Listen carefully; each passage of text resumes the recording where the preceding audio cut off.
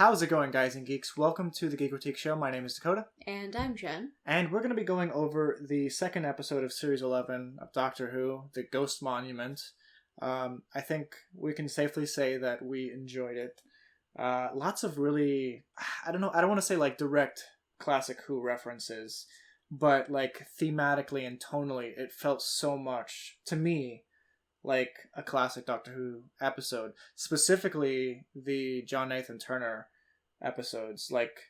So like late 4th Doctor, 5th, 6th, and 7th Doctor. So the end of the classic run of episodes. And I know there's a lot of like terrible episodes in that little bunch, but there's some of my favorite episodes in there. And the ones that I'm like specifically talking about here are ones that I feel like were some of my more favorite episodes. Mm-hmm. I mean, while we did enjoy the episode, I also have some complaints. Yeah, I think just as a of course. warning. The whole point of Who Review, since we've started it, is to lay out all the pros, cons, and like things we liked, things we didn't like, things that just like are easy to pick on, and things that are interesting talking points. And there's a lot of them in this episode. Yeah.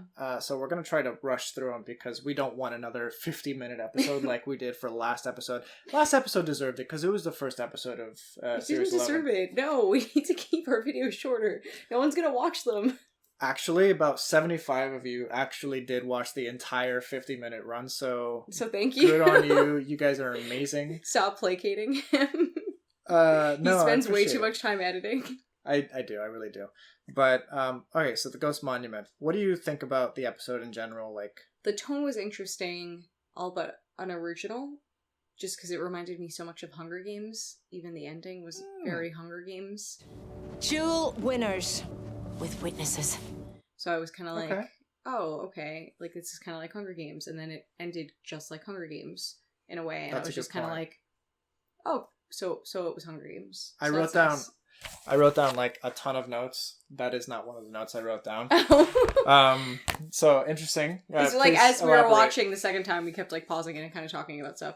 Well, it's this kind of like competition, and the guy was like, in the past, like we used to die and whatnot, but now we're not dying anymore, which I thought was nice because even though he was kind of like a villain, he actually was trying to work toward good, I guess, in his own little, weird way. Who was that? Was that Epso or the guy running stuff? Oh, the hologram.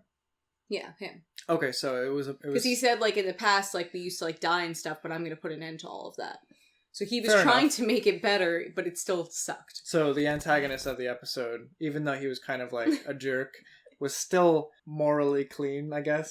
He was trying. He was definitely within the confines of like, his own knowledge. Then at the end where it's kind of like, instead of saying, taking, I forget what it was in Hunger Games, like berries or something, and like, we're going to kill ourselves if you don't like give us both the prize, and now everyone's going to be upset. They were like, we're going to kill you if you don't give us both the prize. Yeah, pay the prize or pay the price. It's like, and like, how are they planning on bringing that about? Because I think they would have died there. Like, that guy should not have been afraid of, like, those repercussions. Like, if that was me as a hologram, if that was me as a hologram, I would have been like, how? Like, I don't, and I'm probably super rich, so I could probably figure that out. Like, I'm pretty sure I'll be fine. Well, I guess they, like, he's seen, like, what they're capable of. In this, like, timeline, we don't know much of Epso and Angstrom, but they survived some 4,000 other people to get this prize, so they're experts at what they are doing. So if he says that he's going to use his power or his ability to hunt this guy down, I feel like that's a bit scary. He's got some weight behind his words. Okay, yeah, that makes sense. I still thought it was a bit Hunger Games, but it was. It was very original in other ways. Right. Like it wasn't like a total rip on Hunger Games, but I thought, the competition and then, demanding that 2 winners take the prize. I thought the planet was really interesting. Doctor! Sorry about the mess. It was actually filmed in South Africa. I pointed something out to you in the episode. There were 2 instances where they talk or touch upon water. One where Angstrom is looking out at this body of water and the ship, the boat is sitting on it, and she goes, I've never seen this much water in the whole galaxy. And that's sad, first of all, because there are individuals out there who haven't seen water like that. I think of what's that movie? The Gods Must Be Crazy, where I love that where movie. the kids in that tribe like see like a car full of water, and they just like they have an ocean or whatever, and I thought that was really cute. So I mean, we should. I have that on DVD. We should watch that soon. I love that movie. Maybe not that was like a reference to that, but in South Africa currently they are living through one of the worst droughts in like recorded history. They'll run out of like clean drinking water in months' time, which is just the scariest thought to me. Like Cape Town, South Africa, apparently is just like it's terrible down there right now, unfortunately. And I'm wondering if this is somewhat like if that little line was in any way like a parallel to that. We also saw Epso like just like take just a sip of water. It was like a half a vial, sip. Yeah. And I thought that was kind of like cool in the first time I watched it, because it's like, wow, he really knows how to ration his water. But I'm wondering second time through, it's like you can't really have any other options. Yeah, I mean, obviously they filmed it in South Africa, but it doesn't take place in South Africa. So I'm wondering if there is some sort of like they were inspired by what they saw environmental inspiration in that writing, or that like in the direction of the episode. So which I think adds a lot to the world itself. You know, those I think things. So. I mean, the landscape was, in a word, desolate, kind of like desolation, and it was like eerily beautiful, with like the beautiful mountains, but like the striking desert with like the dried up plants and stuff. It was scary. It also felt like it wasn't so alien that it couldn't have been Earth. Yeah. So it was a nice in between, you know. They did really well by like lore building and world building on this planet of desolation, because they gave us like, they let us know so much about the world in such a short amount of time without it all being exposition, you know. They did show a lot. Yeah. And I liked that, like, the Doctor wanted to find out the history, but the other guy, Epso, I think is his name. Epso, yeah. Epso, he genuinely didn't care, and he didn't see how the history could impact him, but it did. And I thought that was kind of an important thing to kind of get out of the way moving forward with other episodes, like, you know, the Rosa Parks one that we saw. Right.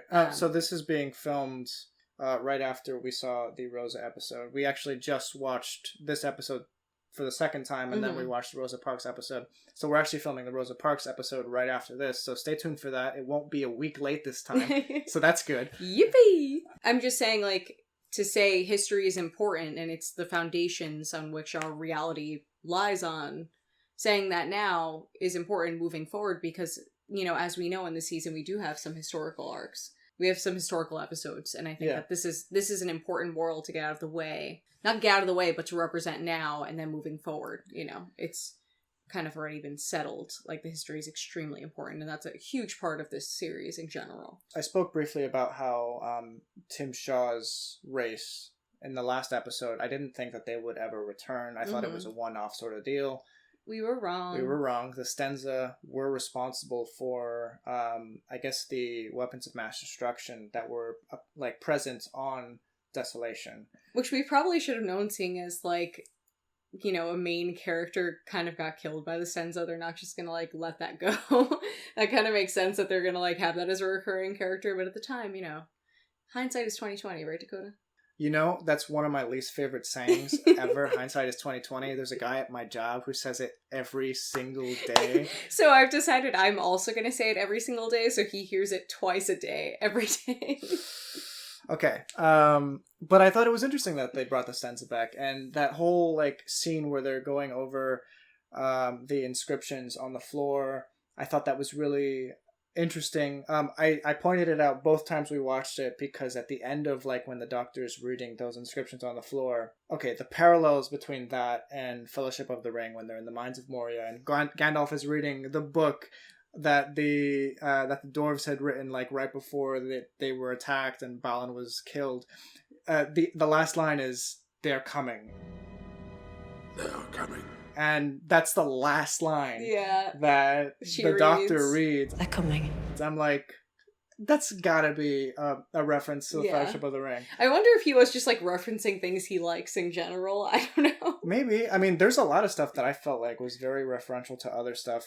Fool of a took. Yeah, even in that monologue that she's reading on the inscription on the floor, she reads a line that says, "We are the creators of death," and it reminded me so much of the quote that Oppenheimer took. I am become death, the destroyer of worlds. That's literally what happened to Desolation. I don't think that was a coincidence. That seemed like a very, it seems direct. poignant, right? Yeah, it seems very poignant. Just because that is what, Oppenheimer, if you guys don't know, was instrumental in the creation of the nuclear bombs. They know. They know. You guys are smart. You're smart people. You should know that. I'm so sorry if you don't. I think it's important that we talk a little bit about the Doctor and her apparent insecurity or underconfidence. It's super interesting. It's an interesting new character quirk that I can't remember if I've ever seen it in the Doctor before. I wonder if like a large part of it has to do with the change just in general. But I feel like with other Doctors, even when they were changing over, I don't remember them showing such insecurity. And I almost wonder if it has something like that's showing like femininity a little bit. Well, I don't know if I'm going to get like ripped for this one, but I don't know, probably. But I feel like women, we are insecure in a lot of ways. And I wonder if this is, the writer's way of trying to express that, a Jen, difference. You're not insecure. You're the most secure person I know. I'm not. I'm really not. And that's what I thought was so interesting too, because like, if I get compliments, like I used to counter them with what I was actually thinking, but I've realized then that just leads to more compliments. Now I just say thank you to end conversations. But the Doctor, like she was really insecure in some ways, but then in other ways she was extremely confident, like where she says something along the lines of, have I mentioned that I'm super smart or something like that? Which is something that even if I was being kind of like, having like an intelligent moment or something, I would never actually say aloud. Right. So I thought that was interesting because she shows like feminine insecurity in one way, but like she cockiness. She shows, like almost like a bravado in other ways that you're not used to seeing in a lot of women, which I think is a good thing. It's different. It's definitely different. Like the first sign of insecurity in this episode kind of comes when she's saying, I'm really good in a tight spot. At least I have been historically. I'm sure I still am. That kind of shows us that like she's not really sure if this incarnation is that person. Mm-hmm. And I can think of like incarnations that were less good in tight spots, or like more mild tempered, or like less quick on their feet. But this is the first time that I can remember. I'm sure there are other instances, but that she's genuinely like not sure if she's gonna save the day, and especially at the end of the episode where the TARDIS isn't where she expects it to be. I failed you. I kind of liked that, in general, there were so many things about that last moment that I liked. I liked that everybody kind of was like they were all kind of facing death, and they were like, no, we'll be fine, we can wait. I loved that. I thought that was really great.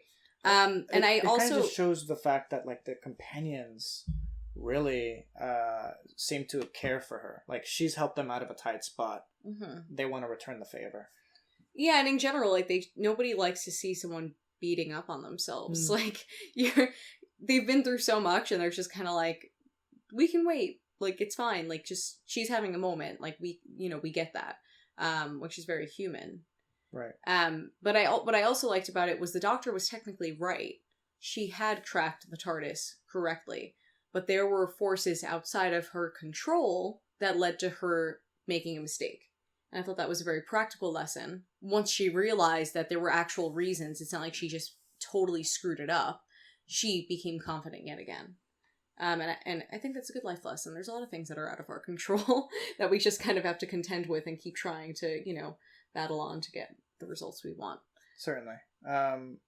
Another line that I really like was when the TARDIS finally materialized, and she goes, "Come to Daddy. I mean, to Mommy. I mean, I really need you right now." Mm-hmm. And that to me, I want to like single out that one line and kind of pinpoint all the insecurity on that moment, because the Doctor always has the TARDIS to like fall back on. That is her home. If you just lose your home, you're going to be a little insecure. Yeah. So the fact that like she was lost in time and space with 3 people that she dragged along by mistake. And she felt bad because she dragged them along by mistake. Of course, yeah, of course you do. But the fact that she says, I really need you right now, I feel like that's still like the kind of like the pangs of distress when she's like first becoming the new person that the 13th Doctor is, and she doesn't fully know herself yet. It hasn't even been a 24-hour cycle as far as I'm aware. Yeah, it's true. So I think the TARDIS really grounds exhausting. her. Like, when did they sleep last? Brief interlude. We'd just like to take a moment to thank a new patron of ours. His name is John Paul Coffey. I hope I'm saying that correctly. Thank you so much. That means a lot to us that you've definitely deemed us worthy of like monthly contributions. You're very awesome. Huge. Makes us more confident, like the Doctor. It's so like whenever we get a new patron sponsor, it's super weird. I don't know how to like thank you guys, because I feel strange accepting like your contributions and your donations, but each contribution helps so much with like us sitting here on the couch and actually wanting to do this, because I mean we would do it anyway, but the fact that you want us here to do means a lot. Yeah, it really does. It's really humbling, and so just thank you, John Paul. I really, really appreciate it. Thank you. So one thing that did bother me about the episode were some inconsistencies that we've seen, in particular with Ryan between the first episode and now. I don't know that much about dyspraxia. I struggle to call it inconsistencies because we don't fully understand the I just disorder. feel like, I don't fully get it. So, and if there's somebody out there that knows more about it than I, which shouldn't be that hard to do because I really don't know that much about it. Right. If you could enlighten me, that would be great. Because I just don't understand how he ran down a hill and was like shooting, these robots. I forget what they're called. Sniper bots, yeah. Sniper bots. Their one job is to be good at shooting, and that's the only thing that they can't do. Clearly. And but he is good at it. He's really good at it. Because of his years of Call of Duty practice. Sorry. Call of Duty, man. I don't know that much about the disease, but when I saw that, because now I'm worried because I feel like all of these people with dyspraxia feel like they're being represented in this character. So I'm concerned because I want to make sure it's done correctly. But if somebody has dyspraxia or knows more about it than I do, please tell me what the deal is with that. Just because that kind of threw me off, where I was like, oh no, how is he able to do that? It just scared me a bit. In my admittedly limited experience, looking up and researching dyspraxia, especially in terms of video games, I actually looked it up.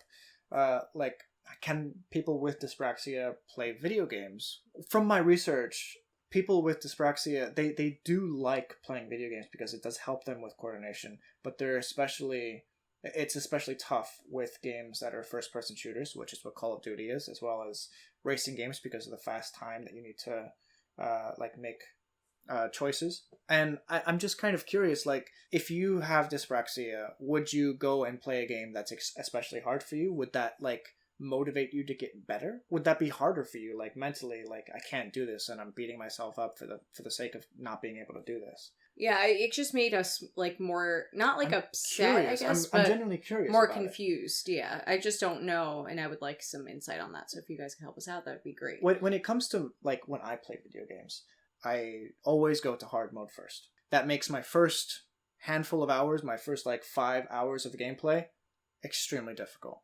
I die constantly. In Spider-Man, you do that to yourself. I do that to myself, yes, but the reason I do that to myself is so that I don't have to worry about it later. Is that kind of a similar experience to people with dyspraxia? Do they go for the harder games so that it's a challenge for them? It's a mental exercise to help them cope with that. I'm genuinely curious. I don't know, and if you have any information on that, I would love to hear it. So the other inconsistency that I found, without getting too political, was in the last episode, the Doctor made a comment about knives being bad. More of a Sonic Swiss Army knife, only without the knife. Only idiots carry knives. I know a lot of people, for political reasons and current events that were going on in that area at that time, were upset about that line, or I don't know, had opinions on it, strong opinions on it, and that's fine. as someone who is not from England in general and really doesn't know that much about it, I'm not trying to give some kind of like social commentary. I think that was specifically a social commentary on like where the episode took place in Sheffield. Yeah, and I get it, like, you know, when you're in an area, kind of like with the last episode, or I mean, kind of like with this episode where they're in South Africa, they want to comment on, like, you know, the drought. I have strong feelings on the Doctor commenting on current events. Like with Capaldi, I think it was last season, like there were a lot of Trump comments that seemed very in the now. And to me, it kind of takes me, and it's not about the politics. It's not about my opinions on these events. But it takes me out of them because it's like this timeless the Doctor character should be detached from time. Yeah. But they seem very stuck in the moment, and it seems like to me it shows me what the writers are thinking and not like what the Doctor would have been thinking.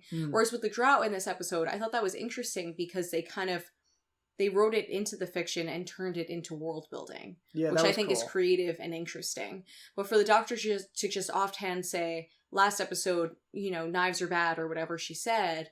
But then in this episode, like, you know, somebody carrying a knife actually saved someone's life. Yeah, her sonic screwdriver did not do anything to that cloth bandit thing. But a knife fixed it. But yeah, Angstrom's knife saved the day. And this isn't supposed to be some like social commentary on like your knife situation over there or anything. But it's strange because these are back-to-back episodes written by the same person. So it's like you have in one episode, knives are bad, we never use knives. And in the next episode, knife saves the day. Why do we both say it at the same time? That was weird. It just seemed hypocritical, but now on the part of the writers and not the Doctor. So I think if you're going to put your political or personal opinions into Doctor Who, then do it in a creative way where it's not distracting and doesn't take me out of the episode, if that makes any sense. Mm-hmm. And that was my biggest issue with this episode, just because I feel like it did take me out quite a bit. And I was just kind of like, okay, well, there goes that whole, like, knives are bad. Yeah. No, I get it. I feel like, but too, you know, my memory could be failing me in the sense of, you know, maybe in the past, the Doctor has always hated knives, and I just don't recall those moments. So if there are a lot of things like that, you can let us know. But I don't. Yeah, she's always hated guns. No, guns, never use them. Yeah, like the Doctor's always hated guns, and that's like a very strong thing. But knives seem to be very pointed based on where they were. Right. But if I'm wrong, again, you know, that's fine. If you let me know if you have actual reasons, not just like you're stupid American and we hate you. Yeah, we get a lot of those comments, and we just kind of like let them roll off our shoulder. But there's a few other things I want to point out, specifically like potential references or like tonal ideas that Chibnall took from his childhood watching Doctor Who into now. The whole fact that there was like a tent in the middle of a desert. Anyone who's like watched the Seventh Doctor, I mean, like that's totally the greatest show in the galaxy, which in itself is like a commentary on Doctor Who in general. So it's like a weird meta of the meta.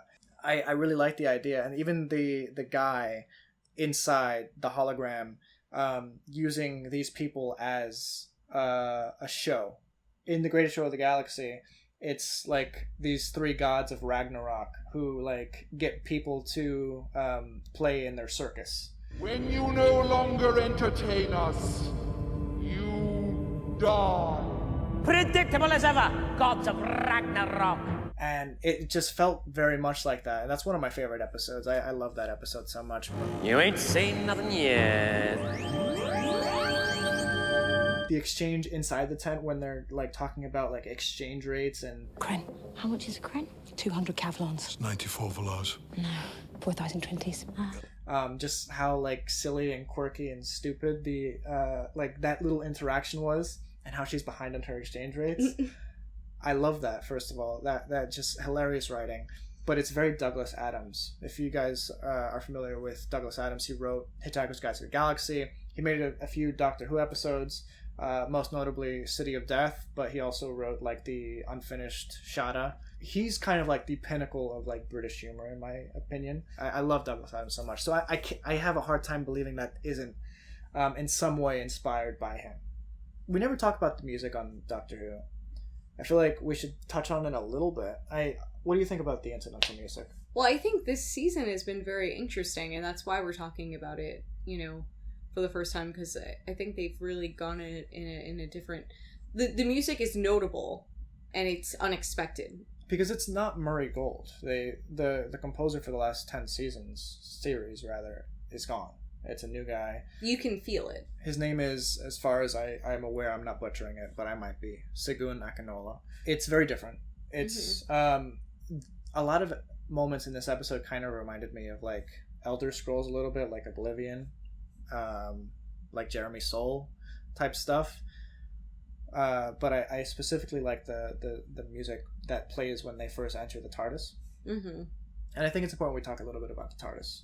Yes. Because that was a very emotional scene. Not that we like cried or anything, but it was just like happy. We were happy to see the Doctor reunited with the TARDIS and to see the changes inside it. Mm-hmm. What do you think of it? I thought it was very organic looking. Mm-hmm.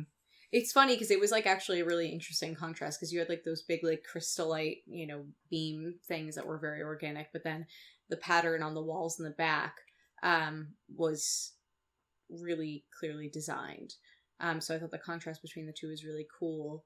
Dakota pointed out to me that there's like kind of a hallway, which I guess was a big thing in Classic Who. Yeah, if you when she first steps into it, you notice like the hallway like leading off as like, opposed to the stairways that behind the console room. Yeah, that like in New Who they're usually like stairways down below the TARDIS console room. But yeah, I think like particularly in like the Fifth Doctor's TARDIS and the Fourth Doctor's TARDIS, there was like hallways and extra rooms like next to the TARDIS console. So that was very cool to me. Just seeing that like just made me happy. Like there's gonna be like side adventures that we don't see back there, and I like that kind of stuff. We talked a little bit about it like months ago because someone had leaked the TARDIS console. I don't think you actually saw the picture. I think you stayed spoiler free. I did not say spoiler free. But actually seeing it in its like grandiose HD state, that was awesome. It looks like a beautiful set. I don't know that it's better, in my opinion, than Capaldi's TARDIS console. I really liked how grandiose and like ancient and alien Capaldi's TARDIS looked with like the huge TARDIS console and like the huge revolving like octagons up there. I thought that was super cool. And I loved Capaldi's like hallway. Yeah, I really liked that too. I think that's like and like the really interesting things because it was so open that it allowed for a lot of creativity, which I liked. Whereas this did feel a little more closed off. But I feel like eventually, she'll make it her own. The actual like the way that the cinematography is going in this series is very close up. Mm-hmm. There's a lot of like not even like full face shots. Like they'll like cut off. It'll be like like it'll square off just a piece of their face and like blur out edges, and it's actually very cinematic. Mm-hmm. And I'm warming up to it because it's kind of weird looking in Doctor Who. It's super different than what we're used to. Mm-hmm. But it's not bad. It really isn't bad, and I really appreciate like the effort that's being put into it. Mm-hmm. Even if it doesn't always hit home, I appreciate the effort, and like there are certain things that don't hit home in this episode. Very early on in the episode, Yaz, in the ship that's crashing, you can see that the set actually does move, and they're on like a platform that both of their like episodes and the Doctor's seat are moving, and they're moving in tandem. But there doesn't appear to be any like actual gravity pull on those two characters. But Yaz is like holding on like, and it's just like you're overacting a little bit. Take it back. I do appreciate the effort put into it. Like they're having fun with it. And I think too for actors it has to be a difficult thing to just like the actress's full experience or whatever with that. I don't know. But that has to be a difficult thing to just kind of jump into. And we're early in the season. We are. Something interesting. The stenza, or like the weapon, the cloth wrapping weapon. I don't... Do they have a name? I don't know. Comment it below. I feel like they did say a name, actually. Maybe they did. It could read people's fear. And I thought it was really interesting that the Doctor was the most fearful of all of those people. We smell your fear too, the strongest of all. And I wonder if that has anything to do with the fact that she didn't have her TARDIS, the fact that she was in a new body and she was insecure, or if that was just like years and years and 12 regenerations worth of fear combined. Yeah, that's what I thought, because I think too, like, when it's still super new, all of her memories are kind of like all kind of getting into position. So I think, you know, all of the 12 are more present. Right. Okay, that makes sense.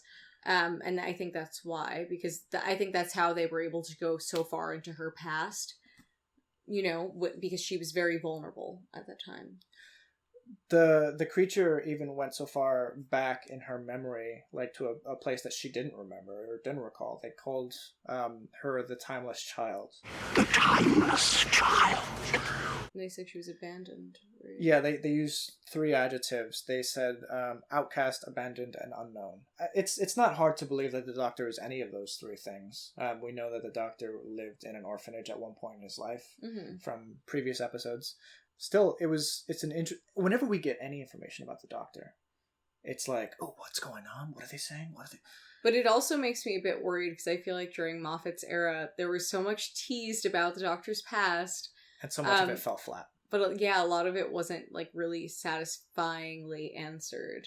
You know, like what comes to mind is like, you know, Matt Smith being like, "This is where I'll die," and like, oh, Trenzalore, like when he like it didn't actually happen, right? Like, I don't know. Yeah, there's probably some explanation, but it is a powerful scene when Matt Smith or the 11th Doctor starts just like crying on the sofa, like, yeah, Trenzalore, that's where I'm gonna die. Like, it's a powerful scene, but like in retrospect, it doesn't mean anything. Yeah, like in the moment, I was probably like all choked up and whatnot, but now I'm like, now in retrospect, it's not as powerful, and I just don't want all of these nods to the Doctor's past if it's not going to be like integral to the plot moving forward. Sure, I think that is a good way to put it. I like the little teases, but if they try to show us too much, I think it's more important that the Doctor stay mysterious and the story keep going forward. Mm-hmm. I want to close this off with a little discussion of the new intro. I thought it was interesting. I don't know if I like it or not, to be honest. I think like towards the end it gets better. It's like kind of organic. I don't know if I like it or not, because it's kind of like this weird like canal of like flesh that it's just like spinning around, and it's kind of like, where are we going? Like, it's like, what is, like, what am I, where am I going? For you classic, am I being born? Like, for you classic Who fans out there, it's very Terror of the Vervoids.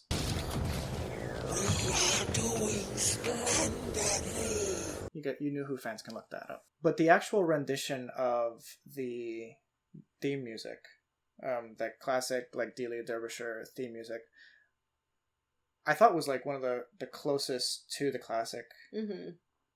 Yeah, the music itself is really interesting. Mm-hmm. But it's just like the visuals that I'm still getting used to. But I know, like, even after, I forget, like, during Tennant's era, like, the music changes, and I remember being really upset. So maybe I'm just one of those people who, you know, is watching the wrong show because I don't like change. Yeah, maybe. I don't know. Because I was just like, huh? Like, what? I've seen a lot of people I like the ending of it. The ending, it gets better because you're, like, out of the tube. It's almost like Interstellar. Yeah. At that point. Yeah, towards the end it definitely gets better. But when I was first watching, I was like, what the heck? You have an hour-long episode, and these, like, intros are so short. Like, it's such a good theme song. Like, why shorten it? And it almost cuts out, like, a good 20 seconds of the song. Yeah, that's for the sake of brevity, and which is fine. And you don't have, like, your whole, like, woo-wee-woo as much. There isn't, yeah. Yeah, like, you don't have that, which is, like, always kind of the best part, right? I don't know. It's always the best part. I don't know. I like the da-na-na-na, da-na-na-na, da-na-na-na. You know, like the classic Time Lord heartbeat. Right below what your favorite part is, the woo-wee-woos of the da-na-na-na-na. Yes. If you've watched up to this part, comment either woo-wee-woo or da-na-na-na. But thank you guys so much for watching. We told you we wouldn't make this a super long episode, and we've failed miserably. We lie and lie and lie. But we hope you've made it up to this point. We have other Who reviews. We're going to be doing a Rosa Parks episode right now, actually. So subscribe if you haven't already, and you can check out more Who reviews right over there. Bye, guys. Bye.